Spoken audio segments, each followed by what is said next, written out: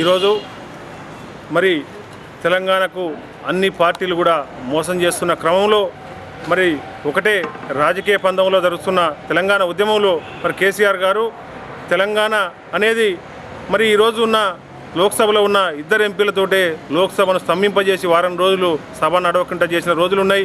ఇక్కడ ఉన్న 20 మంది ఎమ్మెల్యేలతోటే మరి ఈరోజు అసెంబ్లీ కూడా ఒక్క క్షణం నడవనేయకుండా మరి ఈరోజు స్తంభింపజేయడం జరిగింది.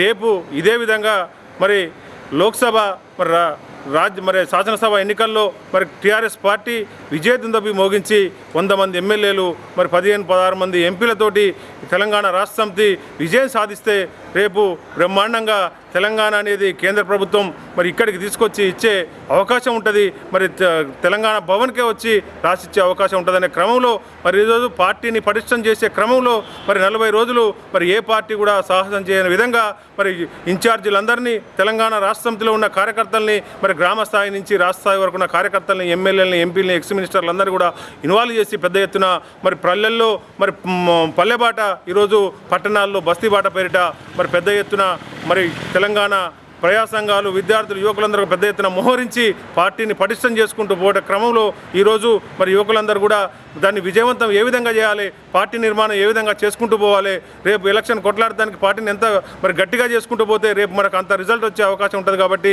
తెలంగాణ రాష్ట్ర సమితి యోజన విభాగం కూడా గ్రామ స్థాయి నుంచి మరి నిర్మాణం చేసుకుంటూ గ్రామ స్థాయి యోజన విభాగం నుంచి రాష్ట్ర స్థాయి వరకు కూడా బ్రహ్మాండంగా మరి నిర్మాణం చేసుకుంటున్నాం.